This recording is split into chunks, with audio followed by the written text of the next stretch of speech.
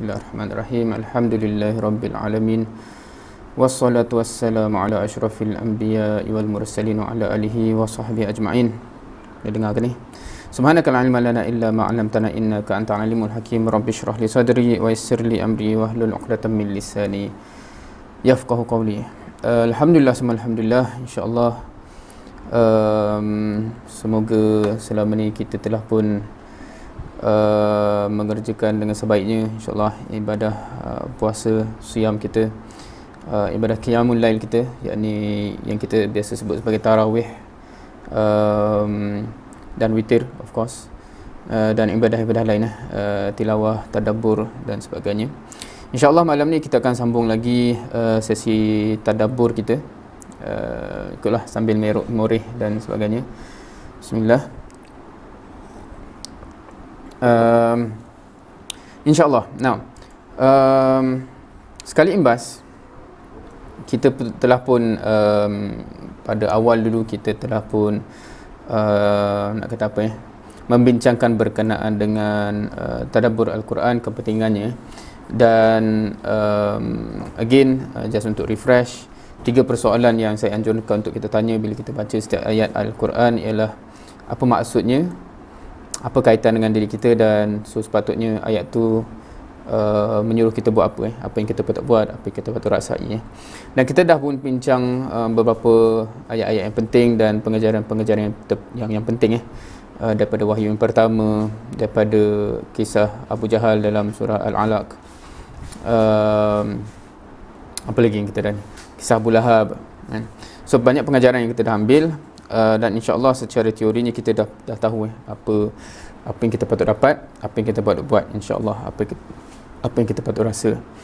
Now, malam ni kita akan bincangkan satu aspek yang real berkenaan dengan mengapa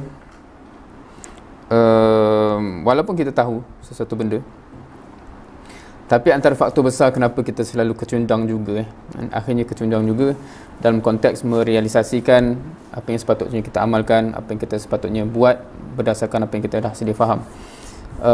So di mana, kan, cabaran yang paling besarnya datang dari mana? Dia datang dari dalam. Dan berkenaan dengan benda ni, ada satu surah yang Allah telah turunkan, yakni surah yang rasanya agak biasa kita baca, surah yang terakhir kalau ikut susunan Al-Quran tu, surah yang terakhir, iaitu surah An-Nas. So kalau kita baca surah ini, a'udzubillahi minasyaitonirrajim, qul a'udzu birabbin nas, malikin nas, ilahin nas, min syarril waswasil khannas, allazi yuwaswisu fi sudurin nas, minal jinnati wan nas. Kalau kita baca sekali lalu, maksudnya, katakanlah, of course dalam kurungan tu penafsiran, tapi katakanlah, aku berlindung kepada Allah, pemelihara sekalian manusia, dan kurungan Allah itu pun penafsiran, yang menguasai sekalian manusia, Tuhan yang berhak disembah oleh sekalian manusia, dari kejahatan pembisik, penghasut yang timbul tenggelam, yang melemparkan bisikan dan hasutan ke dalam hati manusia, dari kalangan jin dan manusia. Sadaqallahul azim. Itu adalah terjemahan daripada surah An-Nas. Jadi kita akan perhatikan maksud-maksud yang dapat kita ambil daripada, ataupun sepatutnya kita faham, dan apa kaitan dengan diri kita daripada surah ini, insya-Allah. Yang pertamanya, secara mudah untuk kita faham daripada awal ayat surah, daripada ayat awal surah ini, ialah pertamanya ialah kita mohon kepada Allah. Maknanya bila Allah sebut qul a'udzu birabbin nas onwards, maka itu secara langsung, secara direct adalah suruhan untuk memohon kepada Allah Subhanahu wa taala, berdoa kepada Allah Subhanahu wa taala. Bila kita lihat ayat yang pertama, kedua dan ketiga, qul a'udzu birabbin nas, malikin nas, ilahin nas. Satu benda yang menarik ialah Allah langsung tak menyebut namanya, yakni Allah, dalam surah ni. Kalau kita perasan, kita selalu sebut mungkin a'udzubillahi minasyaitonirrajim, a'udzubillah. Maksudnya kita a'udzubillah, aku memohon perlindungan, dan kita sebut nama Allah. Tapi dalam surah ni langsung tidak ada sebut nama Allah, tapi disebut bi Rabbin Nas, Malikin Nas, Ilahin Nas. So Allah menyebut 3 perkataan yang memberi gambaran siapakah Allah kepada manusia, yakni kita. So dekat situ pun ada menimbulkan satu perbincangan yang panjang lah sebenarnya kan? Bagaimana kita nak, kenapa Allah memilih kaedah sedemikian kenapa tak sebut je nama je kan, qul a'udzubillah kan. So straight lah Allah kan, tetapi Allah sebut siapakah dia kepada manusia, dan ada reasonnya. Dan sama juga kalau kita nak bincang surah qul a'udzu birabbil falaq kan. So ada perbezaan dari konteks Allah merelatekan dirinya dengan apa dalam surah ini Allah merelatekan diri dengan manusia, dan ada sebabnya kerana kita bercerita tentang itu. Dan surah Al-Falaq Allah kata dia sebagai Rabb Al-Falaq, dan kenapa? Kerana kita cerita tentang itu So itu satu dimensi lah. Dan kita nak cuba appreciate perkataan ini Rabb, Malik dan Ilah. Kenapa Allah sebut sampai 3 relationship dengan kita? Yang pertamanya adalah bila kita sebut perkataan Rabb, perkataan Malik dia satu relationship yang menyedarkan kita bahawa kita ni, maknanya Allah yang mempunyai kita, Allah lah raja kita kan. Kita ni hambanya, kita ni dipunyai oleh Allah dan sebagainya. So bila mana begitu, maknanya Allah lah yang maha tahu tentang serba-serbi tentang kita. Dan bila kita nak cakap tentang perlindungan yang kita perlukan ini, yang bersifat manusiawi dan dalaman manusia itu, of course Allah lah yang paling tahu bagaimana nak deal dengan perkara tersebut So mengapa mungkin kita nak minta kepada sesiapa yang lain melainkan Allah Itu yang pertama. Dan yang kedua, dalam 3 perkataan tu Allah sebut juga perkataan Ilah Ilah. Perkataan ini quite interesting bila kita tengok perbincangannya. Mungkin malam ni kita tak akan bincang panjang lah, tetapi satunya kita very much aware, contohnya dalam 2 kalimah syahadah asyhadu an la ilaha illallah. So apa yang disebut kat situ so dia quite interesting. Kalau kita tengok translation akan jadi macam-macam lah kan. Kalau dalam bahasa Melayu tu kadang-kadang dia translate asyhadu an la ilaha illallah, la ilaha illallah tu tidak ada Tuhan melainkan Allah, ataupun tidak ada Tuhan yang berhak disembah melainkan Allah, dan sebagainya. So ilah di situ apa ilah tu apa. Dan ada yang membincangkan, kalau siapa yang familiar dengan perbincangan uluhiyah rububiyah kan, bila melihat kepada contohnya, dia ambil konteks contoh orang musyrik Mekah dulu yang mana dia meyakini dan dia acknowledge Allah SWT Tuhan Kaabah dan pemilik Kaabah dan sebagainya. So maknanya dia macam acknowledge rububiyah Allah Itu perbincangan dia lah, kalau siapa yang familiar dengan perbincangan kita kata tauhid rububiyah dan uluhiyah. Dan tetapi pada masa sama mereka tidak menjadikan Allah sebagai ilah So maksudnya dia acknowledge Allah tu berkuasa atas kita ataupun atas makhluk-makhluknya, tapi pada masa yang sama aku tak pergi sembah dia So tu perbezaan antara 2 word yang awal tadi, Rabb dan Malik dengan ilah So bila kita gabungkan ketiga-tiga itu, maknanya acknowledging Allah yang mempunyai power ke atas kita, dan juga kita yang dia yang berhak kita sembah dan kita sembah So itu aspek yang pertama. Dan tema nak kata apa macam kalau kita baca surah Al-Fatihah yang kita sering baca setiap hari, itu pun dia ada flow yang kita diajar, iyyaka na'budu wa iyyaka nasta'in kan. So maksudnya mengabdikan diri kepada Allah tu datang, dan lepas tu dituruti kalau kita macam kita meminta pertolongan, kita memohon dan sebagainya kepada Allah Subhanahu Wa Taala kan. So sama juga dengan anjuran Nabi sallallahu alaihi wasallam, sekiranya kamu ada hajat, solat 2 rakaat kemudian mohon dan sebagainya. So dia ada turutan yang kita diajar lah, maksudnya kita datang kepada Allah, mengabdikan diri dan kita memohon dia bukan macam bukan nak kata kalau orang yang bermaksiat tu jangan berdoa pula, tetapi nak katanya kita diajar adab kita begitu dan tata caranya begitu. Bila kita menginginkan sesuatu daripada Allah, kita dahului dengan mengabdikan diri kepadanya, menyembahnya dan beribadah kepadanya, insya-Allah. Okey, itu satu benda yang insya-Allah akan ada perbincangan lah, sejauh mana kita dah mohon kepada Allah dalam aspek yang diminta dalam surah ini. Nah, permohonannya apa So itu second question So dalam surah ini, apakah yang di-highlightkan bila kita minta pertolongan ataupun perlindungan sebenarnya. Kan a'udzu tu maknanya aku berlindung, aku mohon perlindungan. So maksudnya ada something lah yang nak mengapa-apakan kita, menyerang kita, menyakiti dan sebagainya. Yang tu biasa kita sebut, kita nak minta pertolongan ataupun perlindungan. So dalam surah ni, dan kita akan tahu konteksnya adalah dalam konteks bisikan syaitan. Right? Rasanya secara umum kalau orang tengok terjemahannya, dia akan kata ni cerita menghadapi syaitan lah, menghadapi bisikan syaitan. Kalau kita tengok ayatnya, ayat yang keempat, min syarril waswasil khannas. Okey, min syarril waswasil khannas, dari kejahatan pembisik penghasut yang timbul tenggelam. Now ini lagi satu interesting. Maksudnya kita kata surah ni fokus kepada bisikan syaitan. Tapi kalau kita cakap, kalau kita tanya, ada word syaitan disebut tak dalam surah ni? Kan? Kalau kita tengok semua ayat-ayatnya, ada tak mana-mana yang menyebut nama syaitan ataupun word syaitan? Kita tak jumpa. So macam mana kita tahu cakap pasal syaitan? Tapi sebab surah ni menyebut, apa yang disebut adalah perbuatannya ataupun fungsinya. Bila disebut min syarril waswasil khannas,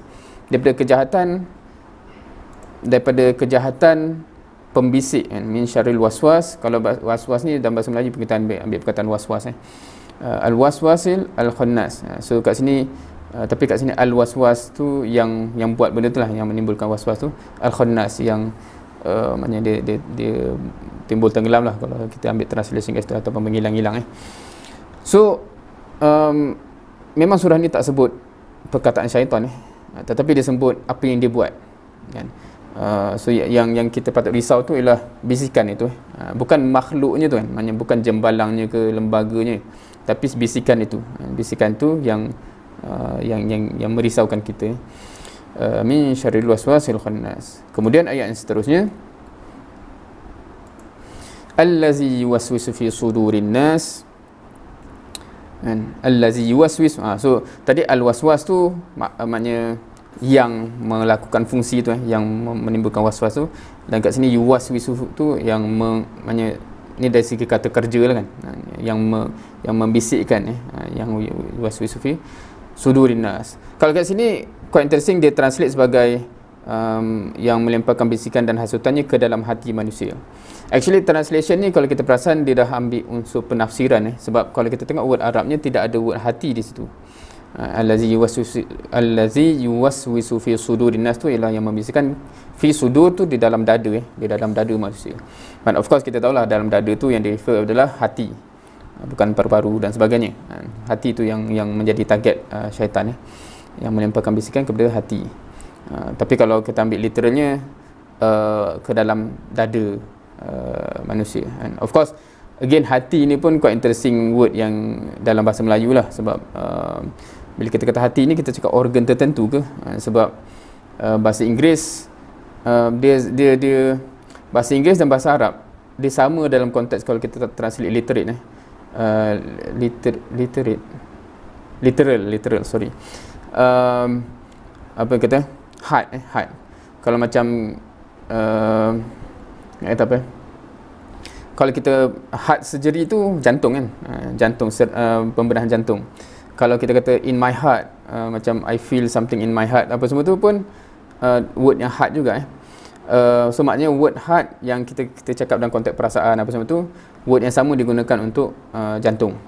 Kalau kita tengok word Arab, qalb tu yang biasa kita dalam bahasa Melayu kita akan translate hati lah, kan. Tetapi kalau kita pergi medik, orang buat medik dalam bahasa Arab, qalb tu jantung juga, maknanya organnya jantung. So dari segi word, literal word bahasa Arab dan bahasa Inggeris, word yang digunakan untuk rujuk kepada yang bahasa kita hati tu, hati berperasaan apa semua tu, word itu adalah word yang juga refer zahirnya jantung. Kalau Melayu ni dia lain sikit. Hati ni kalau kita kata organnya mana, bukan jantung. Hati tu organ lain, kan. Hati tu organ lain, jantung tu organ lain. So dia jadi quite interesting. Dan macam kita ambil word Arab, qalb tu jadi kalbu juga, kan. Tapi kalbu tu bukanlah organ hati tu pula, kan. So that's interesting lah bagaimana word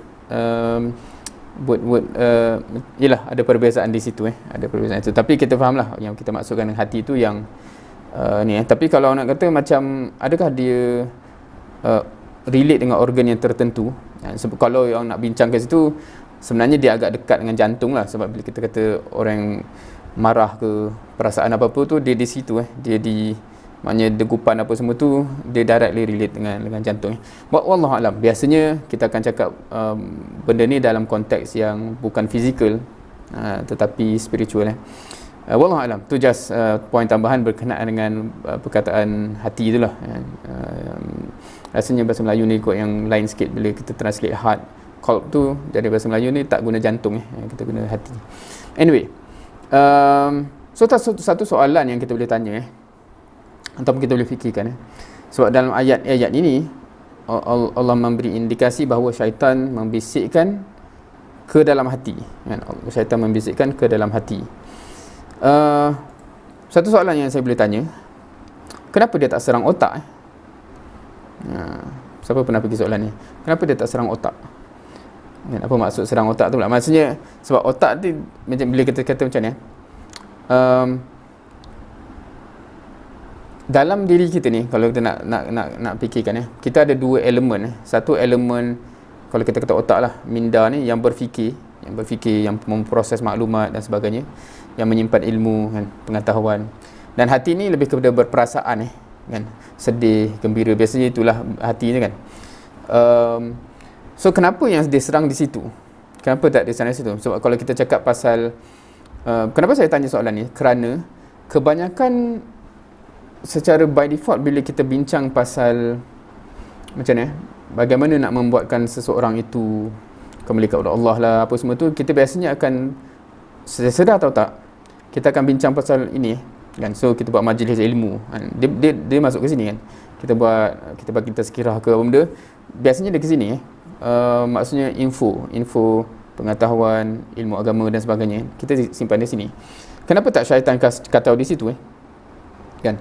So itu satu perbincangan yang kuat menarik. Kalau nak kata kenapa syaitan tak serang otak, bagi je lah dia keliru ke apa, tapi kenapa dia serang hati satu ni kalau kita just fikir secara rasional ataupun based on experience ataupun based on apa yang kita tahu ataupun apa yang kita perasan kalau saya tanya soalan ni, kalau bertembung antara otak dan hati based on pengalaman kita, siapa yang menang? Kita tak tahu nak fikir bila pula bertembung kan. So contoh apa nak bagi contoh, tak tahulah contoh ni korang boleh relate ke tidak Contohnya macam kita balik adalah kan, kita tertarik dengan seorang nak kahwin apa semua, tu bincang mak kita kata tapi maklum mak saya dia calon yang tak sesuai lah untuk awak dan semuanya, contohlah. Dan katalah dia bagi semua argument yang rasional kan, macam sebab ni dia tak sesuai. Dan kadang-kadang kita pun macam okey mak, secara apa yang mak cakap tu saya kata betul lah kan, tapi mak hati saya telah pun so macam tu tu contoh.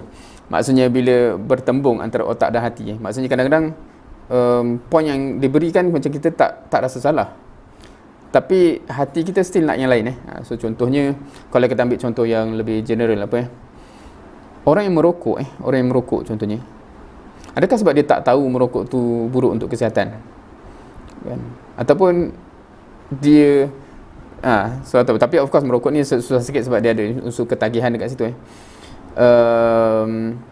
tapi nak katanya macam untuk orang berhenti merokok pun dia perlu dikuatkan semangat dia dan itulah untuk berhenti sebab just tahu tak tahu kau pernah tengok tak orang yang merokok depan poster bukan poster pasal apa yang tunjuk gambar paru-paru tu paru-paru hitam tu, dia macam kita macam ya betul kan, macam sebab kadang-kadang kita rasa logiknya kalau dia dah tahu benda tu dia tak buat lah, tetapi hakikatnya tu nak cerita ni, hakikatnya yang membuat decision dan yang menang tu ialah hati dan kalau kita ambil contoh lain ataupun contoh dia saya teringat lagi masa ni lama dah dulu, masa undergrad masa bila yang dia start buat macam kerajaan start impose, sebelum tu tak ada tak tahu kau pernah perasan tak perubahan polisi ni, yang bila dia start impose, kalau kita pergi kedai-kedai macam 7-Eleven ke apa yang jual rokok tu, dia start kena letak gambar yang menakutkan lah sepatutnya kat kotak rokok tu kan. Sekarang ni kalau kita tengok memang begitu tapi ada satu ketika dulu benda tu tak pernah ada lagi until kerajaan impose kena letak gambar tu ni apa ada gambar macam-macam gambar lah, kalau siapa pernah tengok Masa tu saya tengah beratur nak beli barang lah kat cashier tu, dan orang sedepan tu mula dia cakap bagi yang tu, yang baby tu, kata bagi baby apa benda pula. Rupanya dia tunjuk dia nak beli rokok, dan dia tunjuk nak gambar yang ada nampak baby tak cukup sifat dekat kotak rokok tu kan. Saya terfikir sekejap, maknanya selamanya maknanya dia minta kotak rokok yang tunjuk gambar tu kan, macam tak ada perasaan ke? Tapi itu hakikatnya. Maknanya ilmu, pengetahuan sebenarnya belum boleh mengubah seseorang kalau dia tak sampai ke hati kan. Dan of course kalau daripada sesi yang pertama dulu, sebab tu kita cerita tentang kenapa akidah tu penting kalau ilmu tu tak jadi akidah, tak terikat di hati, dia tak mengubah manusia lagi. So itu point dia. So samalah kalau kita ambil semua contoh-contoh lain orang yang meniru dalam exam, kalau student ni tahulah adakah dia tak tahu perbuatan tu salah ke benda kan, ke dia mau kepada perasaan dia rasa macam tak boleh fail juga ke apa-apalah, sehingga dia sanggup melangkaui apa yang sepatutnya dibuat kan. Kalau kita nak raya nanti, wallahu alam kali ni macam mana, tapi rasanya macam almost setiap tahun cerita yang sama maksudnya kadar kemalangan jalan raya, musim raya ni satu cerita lah kat Malaysia ni. Adakah orang-orang yang maknanya dia tak tahu bahaya mengantuk ke, dia tak tahu tak boleh potong double line ke, dia tak tahu speeding tu bahaya ke, whatever it is kan. Adakah dia tak tahu benda tu, ataupun cerita lain, tak sabar semua isu hati So kalau kita tengok mana-mana cerita pun, at the end of the day, hati tu yang decide hati tu yang maknanya the state of dia. Kalau dia jenis tak sabar, dia tahu apa benda pun dia tak sabar juga So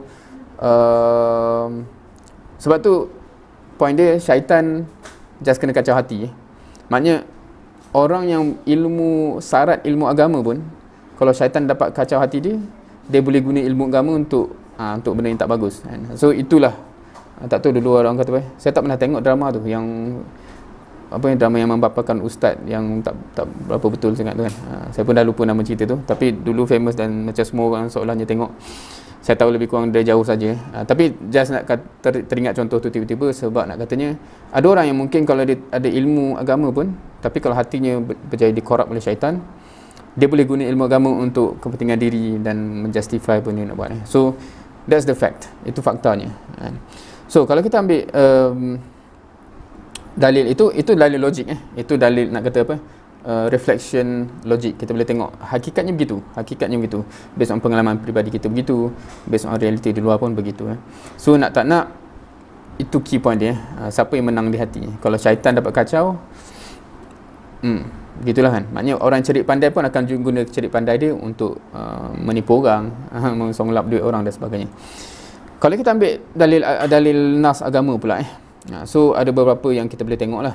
Satu dekat sini, ni daripada hadis yang panjang sebenarnya. Hadis yang awal tu kalau siapa biasa, al-halalu bayyinun wal haramu bayyinun. So halal tu jelas, haram tu jelas, di antaranya ada syubhat. Tapi kalau hadis tu panjang, saya just petik kat bahagian hujung saja kat sini. So ala wa inna fil jasad mudghah iza salahat salahal jasad kulluh wa iza fasadat fasadal jasad kulluh ala wahyal qalb. Sesungguhnya dalam jasad itu ada segumpal. Biasanya akan dia translate segumpal daging dan sebagainya lah. Tapi kalau kita ambil literal mudghah ni, dia just segumpal. Ada seketul something. Jika ia baik, maka baiklah seluruh jasad. Jika ia rosak, maka rosaklah seluruh jasad. Apa benda tu? Sesungguhnya ia adalah al-qalb ataupun hati. So again, kalau tadi kita ambil secara observation dan sebagainya, kita akan nampak hati itu lagi important daripada otak. Dalam nas hadis pun begitu maksudnya yang menyebabkan seorang itu totally baik atau tidak bukan mainly otak, tetapi hati kalau dia rosak, rosaklah segalanya. Kalau dia baik, baiklah segalanya, insya-Allah. Kalau kita tengok satu lagi, ini ayat Quran daripada surah Ar-Ra'd. Yang ni mungkin tak berapa direct sangat kalau siapa tak perasan Dan ni potongan tengah-tengah ayat so ayat dia lagi panjang sebenarnya, tapi sebab nak highlight point ni saja. A'udzubillahi minasyaitonirrajim. Innallaha la yughayyiru ma biqaumin hatta yughayyiru ma bi anfusihim. Dan sesungguhnya Allah tidak mengubah apa yang ada pada suatu kaum sehingga mereka mengubah apa yang ada pada diri mereka sendiri. Ayat ni quite interesting sebab banyak juga diambil sebagai kadang-kadang motivasi, sebagai nak tunjukkan kepentingan kita berubah dan sebagainya. Dan kadang-kadang ada setengah yang membawa terjemahan yang quite interesting. Kalau siapa pernah dengar dulu saya suka tanya soalan ni lah, soalan trigger macam dia ambil translation macam ni. Sungguhnya Allah tak akan mengubah nasib satu kaum sehingga mereka mengubah nasib mereka sendiri. Tak tahu kamu pernah dengar ke tak terjemahan tu, tapi terjemahan tu agak popular so dia macam kita Allah tak akan ubah nasib satu kaum sehingga mereka ubah nasib mereka sendiri. So biasanya dia bawa dalam naratif, so kita kena ubah nasib kita sendiri. Tapi translation tu ada problem dan kalau saya soalan provoke-nya, saya kata kalau ayat tu kata sungguhnya Allah tak akan ubah nasib satu kaum sehingga mereka ubah nasib mereka sendiri, siapa sebenarnya ubah nasib? Kalau dia kata Allah, tapi Allah tak akan ubah kalau kita tak ubah sendiri nasib kita. Tapi kalau kita dah ubah nasib kita, kenapa Allah nak ubah pula? Sebab dah tak perlulah nak diubah oleh Allah kalau kita yang dah boleh mengubah nasib kita sendiri kan. So kalau translation itu sebenarnya dia ada problem sikit sebab dimasukkan word yang tidak ada sebab kalau kita tengok ke sini, innallah, sesungguhnya Allah, la yughayyiru, tidak akan mengubah ma biqaumin, apa pada satu kaum. Itu satu cerita. Betul, hatta, sehingga, maknanya Allah tak akan buat benda ni until yughayyiru, ni jamak, maknanya dibalik kepada kaum tu mereka mengubah ma bi anfusihim, apa di dalam anfus mereka. So katakan perasan apa yang Allah akan ubah satu benda bi qaumin, dan yang mereka perlu ubah ialah bi anfusihim. Anfusihim ni apa pula anfus ni apa? Dan biasanya kalau translation dia akan kata diri lah tetapi kalau kita tengok dalam Quran, word nafs tu kita ambil contoh ni dalam surah Asy-Syams. A'udzubillahi minasyaitonirrajim.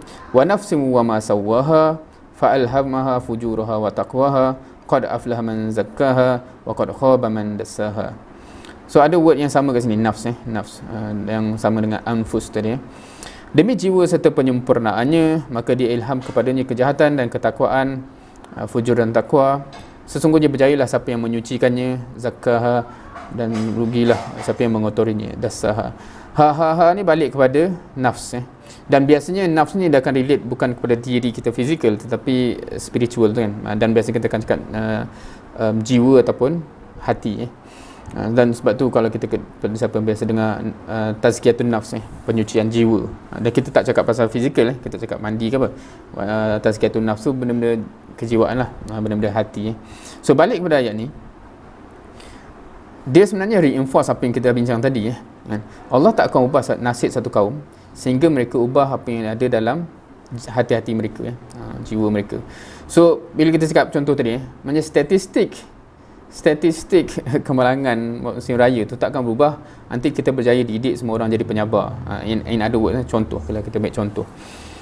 So dan itu yang Islam datang sebab kalau kita tengok wahyu yang pertama tu, apa yang disettlekan masyarakat ni memang problem, tapi apa yang disettlekan itu hati kan, yang mengubah semua benda ni lah kan. Maksudnya bila kita kata gejala yang kita nampak tu simptom, tapi puncanya hati So bila bincang benda ni, dan sebab itu syaitan attack benda tu, dan kerana benda tu penting dan Islam datang pun nak jaga benda tu.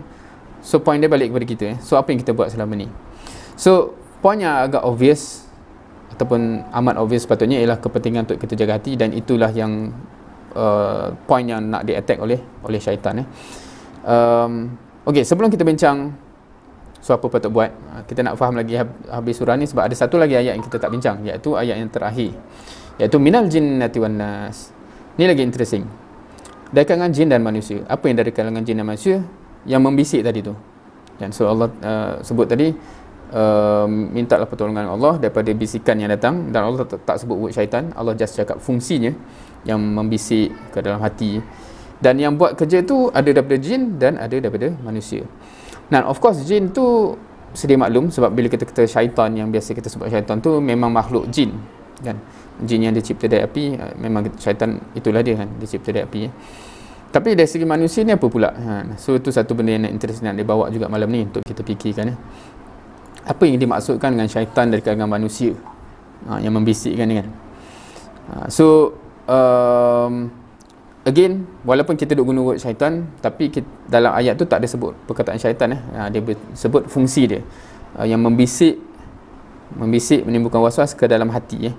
So kalau maknanya yang minal jinnati wan nas, kita nak fokus kepada manusia ni pula. Sebab jin tu kita faham dah, maknanya contohnya kita baru je solat, tiba-tiba ada bisikan-bisikan yang menarik kan.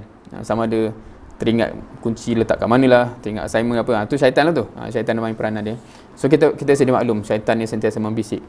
Tapi manusia ni macam mana pula? Dan apa contoh kita nak cuba appreciate apa contoh manusia yang buat kerja ni kan, buat kerja syaitan kalau kita faham fungsi yang disebut oleh Allah kat sini ialah kacau hati. So sesiapa orang yang buat kerja ni secara sedar atau tak, dia telah memainkan peranan syaitan. Kalau kita nak mudah cerita ada contoh tak? Kalau kita beri contoh apa dia ada dua jenis contoh yang saya terfikir lah. Satu yang maksudnya yang dia tak ada pasal-pasal, dibisik, dia ajak untuk cenderung kepada maksiat, lara dan sebagainya kan. Maksudnya dia tak ada buat apa-apa. Kau tak apa kau tak tengok lagi ke drama Korea ni? Tak tahu, saya tak tahu nak bagi contoh. Tapi macam ada setengah orang tu yang macam dia macam ni dia yang membuatkan orang yang asalnya tak ada kecenderungan apa-apa dalam hati dia kepada sesuatu benda, tetapi diajak. Ni kita cakap contoh orang maknanya interaksi antara orang manusia. Kalau contoh ni saya teringat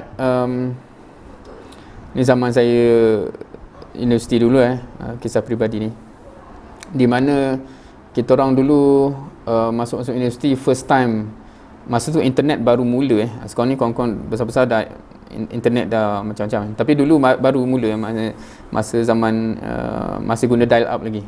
Nak start internet tu modem tu berbunyi krok. Masa zaman internet baru start lah. Dan bila sampai masuk universiti tu first time lah network game ni. So kalau masuk asrama, kalau UAE tu mahal lah. Kalau yang bersambung dia punya network tu satu blok tu semua duk main game, duk lawan masa tu zaman tu yalah ramai student yang memang jadi gitu maknanya sepanjang malam bukannya study duk main game. Dan kebetulan kita orang duk rumah sewa, yang ada seorang ni quite interesting, dia tak tertarik lah. Asalnya macam dia sampai-sampai tu macam mana mak dia jaga dia, dia pukul 11 malam dia tidur, pukul 5 pagi atau sebelum dia dah bangun. So macam berjaya dibentuk oleh mak dengan begitu baik sekali. Tapi kita orang yang lain ni macam kesiannya dia kan, dia tak merasai nikmat main game kan. So kita orang pergilah macam kita macam ni, kita just nak berkongsi benda kita seronok kan. Tetapi akhirnya ni reflect balik tu baru menyesal lah. Maksudnya dia telah berubah daripada orang yang rutinnya cantik tu jadi sama-sama tidur lambat, main game, subuh gajah apa semua tu kan. So just nak kata kalau kita secara tak perasan buat kerja tu, itu kerja syaitan lah tu kan. Kalau dalam kes macam tu tinggal syaitan dah goyang kaki sebab kita yang buat kerja syaitan. So tu satu maknanya kadang-kadang kita tak sedar kita buat benda tu. Kita bukan ada niat jom kita rosakkan dia, tak ada, kita just nak kongsi kebahagiaan apa-apa yang kita suka tu kan. Tetapi sebenarnya kita kena realise kadang-kadang kita menyebabkan orang tu berubah daripada dah baik jadi rosak pula kan. So itu satu lagi ialah yang biasa berlaku juga ialah bila ada orang dah ada intention nak buat baik. Kalau kita perasan ramai member-member yang kacau hati dia, Alim nampak malam ni, so tiba-tiba je macam dia nak buat baik lah, dah dikacau hati dia, macam lala dia tak jadilah dan sebagainya. Yelah, tak tahulah apa yang biasa zaman, sebab saya punya contohnya banyak zaman dulu kan, skema nampak dan semuanya, budak nak pakai kemas ni tiba-tiba di bambu dengan skema dan semuanya, lala dia itu balik. So itu semua just nak bagi realise kita kena sedar bahawa itu fungsi syaitan. So kalau kita yang selalu buat benda tu kepada member kita kena realise dan kena stop. Sebab kita yang actually memainkan peranan syaitan. Dan kalau kita pula ramai yang kawan yang macam tu kan, kawan-kawan kita semua syaitan belaka kan, kita nak buat baik dia duduk kacau kan, kita tak buat apa-apa dia ajak pergi buat benda huha-huha So kita kena realize ini cabaran ini cabaran yang macam kita cakap awal tadi. Kadang-kadang kita dah realize kita nak kena buat something, Allah kata kena buat something, kita kena berubah dan sebagainya. Tapi penghalang besar biasanya hati kita tu akan dikacau, di attack oleh syaitan. So bagaimana kita nak deal dengan benda ni? So again, kita dah faham ayat-ayat ni. Hopefully kita dah nampak dengan reality kita dan apa yang kita perlu buat. So pertama, seringkah dalam masa yang berbaki ni, adakah kita dah ada doa-doa yang spesifik untuk jaga hati kita ni daripada syaitan? Dan kalau belum, kena adalah. Setiap kali lepas solat dan sebagainya. Kalau kita tak biasa dengan doa-doa, tak tahulah, mungkin ada yang baca mak surat ke apa, mungkin ada. Tapi kalau tak biasa dan tak tahu pun, doa bahasa Melayu pun boleh kan. Ya Allah, jagalah hatiku daripada dan sebagainya. Sebab memang hati ni benda yang amat berharga yang ada pada kita, yang kalau dia rosak, na'udzubillah, dia nak basuh dia lagi susah kan. Dan kita pun tahu sirah Nabi SAW, sebelum dia jadi Nabi dah disucikan hati.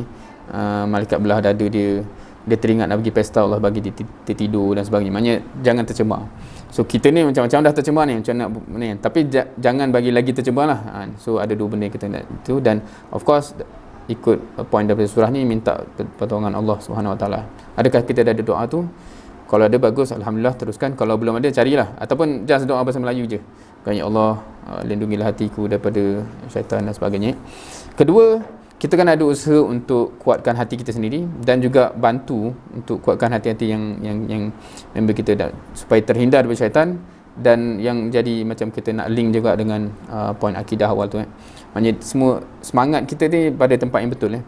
Kan maksudnya kita nak buat apa ni? Apa fungsi kita dalam kehidupan ni dan sebagainya. So bagaimana nak buat benda tu? Nak kena bincang lah kan? Apa caranya. Tadabbur Al-Quran salah satu. So sepatutnya setiap hari kita ada rutin tengok apa yang Allah bagi tahu, dan sentiasa bagi hati kita tu dibentuk directly daripada ayat-ayat Allah. Siapa yang belum ada rutin tadabbur Quran, at least sedikit ayat sehari, saya amat-amat cadangkan untuk ada benda tu, supaya hati kita ni sentiasa ditampung oleh ayat-ayat Allah untuk menangkis apa-apa yang macam-macam lah. Dunia ni nak cakap macam mana? Sebab setengah orang rasa macam dah okey kan. Oh, saya seminggu sekali. Okey, kita dalam syariat kita dah ada benda yang ditetapkan. Contohnya kalau setiap Jumaat ada khutbah Jumaat contohnya. Itu pun satu hal lah, ramai pergi tidur pula masa tu kan. Tapi dah ada peringatan-peringatan. Cumanya kalau kita nak kata cukup tak sekali seminggu, dalam keadaan dunia memanggil kita ni setiap hari kan, bukan sekali seminggu, setiap hari 24 jam pula tu kan. Syaitan bisik lagi lah kan. So sebenarnya kita kena cari tambahan-tambahan yang secukupnya. Ada orang yang join majlis-majlis ilmu, ada yang join usrah, ada yang cari apa-apalah kan, yang selain daripada individually, kita kena ada yang saya amat sarankan rutin tadabbur tu lah. So saya amat harap semua cari benda ni, apa yang boleh menyebabkan hatinya terjaga. So itu antara benda yang kita kena buat. Itu satu juga. Yang ketiga tadi, bila kita realise manusia pun boleh jadi syaitan ni, satu kita sendiri jangan jadi syaitan lah. Now, kadang-kadang ada benda yang kita punya quote-unquote jahiliah kita yang masih kita tak dapat tinggalkan. Tapi paling kurang kalau kita masih struggle untuk tinggalkan benda-benda lara ke jahiliah kita, paling kurang jangan ajak orang lain lah kan? Jangan ajak orang lain. Maksudnya kalau dia pun tak tahu benda tu, of course benda ni seronok sebab tu kita tertarik. Dan kalau orang yang belum terdedah kalau kita dedahkan dia pun akan seronok juga. Tapi maknanya janganlah jadi syaitan itu yang menyebabkan mungkin ada budak tu dah baik siap-siap, tiba-tiba dah banyak buang masa dengan something yang tak perlu. So itu satulah, jangan jadi syaitan. Dan kalau di keliling kita pun ramai yang buat kerja tu tanpa sedar dia buat kerja syaitan, kita bagi dia realize lah. Paling kurang aku tahu kau masih ni, tapi jangan so dia kena realize benda tu. Dan bukanlah nak suruh guna word syaitan kepada dia. Kau ni aku dengar semalam punya kau ni syaitan kan. Itu jadi gaduh pula. Tapi kena fahamkan dengan baik. Sebagaimana kita faham, jangan buat kerja syaitan ni. Begitu juga supaya saling membantu insya-Allah dekat situ. Dan bila kita bincang benda ni, sebenarnya dia akan lead kepada satu perbincangan, yakni kepentingan memilih kawan lah, ataupun kepentingan duduk dalam pool kawan-kawan yang sebab kadang-kadang orang polarkan syaitan ni, opposite dia malaikat kan. Tapi tak ada orang lah macam malaikat. Tapi nak kata begitulah, maksudnya yang akan membantu kita adalah orang yang kita duduk dalam pool orang-orang yang bukan syaitan, of course satu. Sebab kalau dalam pun syaitan ni susah. Kalau kita ambil contoh, siapa yang pernah dengar cerita-cerita macam artis berhijrah dan sebagainya, dan kita akan tengok ada yang istiqamah terus dan ada yang memang dia kecundang dan kecundang. Salah satu faktor kalau kita perhatikan kenapa perbezaan itu ialah pull tu. Sebab dalam dunia itu memang mencabarlah, syaitannya banyak. Dan bila saya cakap macam tu, bukan nak kata dia berniat jadi syaitan. Semua memang seronok dengan kehidupan itu dan dia mengajaklah kepada itu kan. Tetapi setengah-setengah tu macam ada yang totally berhijrah dan tinggalkan dunia hiburan. So banyak je kes macam tu yang istiqamah. Itu satu. Tapi at least juga rasanya ada yang grup-grup yang createkan pool adalah usrah dia orang kan, kalau perasan apa nama tah. So dia at least ada strong support. Maknanya, so itu penting maknanya kalau seorang-seorang nak berhijrah, walaupun niat dah ada, dah kesedaran dah ada, tapi duduk dalam lingkungan syaitan yang banyak, susah. So kalau kita pun begitu, kalau alhamdulillah kita banyak dah kawan-kawan yang baik, so dapatlah dengan dia orang dan sama-sama kita saling bantu. Tapi kalau yang macam kita sedar macam, oh aku pun syaitan, dia pun syaitan, macam nak berubah ni, kena expand pool kawan tu supaya kita makin dekat dengan orang-orang yang akan lebih kondusif lah untuk perubahan kita tu, dan struggle-nya tidak terlalu menggunung. Dan itu realiti kita, dan even dalam hadis pun kata kambing yang bersendirian tu akan dibaham oleh serigala. So itu insya-Allah untuk malam ni, dah terlajak 4 minit ni. Antara poin-poin penting yang kita sepatutnya realise bila kita baca Qul a'udzu birabbin nas, just to recap tadi, beberapa benda yang sepatutnya kita adalah kita put into action terus insya-Allah. Make sure kita ada doa-doa yang kita minta, walaupun bahasa kita kan, minta sangat Allah jaga hati kita, sebab Allah yang mempunyai kita dan semua ni. So kalau Allah protect hati kita, insya-Allah kita akan selamat. Keduanya, kena ada, carilah cara-cara yang macam mana untuk sentiasa support hati kita ni. Tadabbur Quran ke, majlis ilmu ke, ada join usrah mana-mana ke, dan termasuk carilah pool kawan-kawan yang supaya interaksi harian kita tu amat membantu, dan bukanlah balik-balik syaitan yang mengajak, kau tak ni lagi ke, tak ni, dan semuanya jenis-jenis yang membawa kita kepada membuang masa dan sebagainya. Wallahu alam. Itu adalah untuk malam ni. Semoga bermanfaat dan semoga membuahkan amal, dan semoga manfaat yang kita dapat tu kita kongsikan juga dengan lain lah, dengan cara-cara masing-masing, supaya masing-masing, maknanya saya mengharapkanlah fenomena ramai yang menjadi syaitan secara tak sengaja ni akan makin terhakis sebenarnya, supaya lebih mudah untuk kita buat kebaikan, dan tidak terlalu mudah untuk terjerumus kepada sama ada terus-terus maksiat ataupun at least lagu ataupun membuang masa. Wallahu a'lam. Semoga bermanfaat. So insya-Allah untuk malam ni until di situ sahaja. Subhanakallahumma bihamdik asyhadu an la ilaha illa anta astaghfiruka wa atubu ilaik. Wal 'asr innal insana lafi khusr illa allazina amanu wa 'amilus solihat wa tawassaw bil haqq wa tawassaw bis sabr.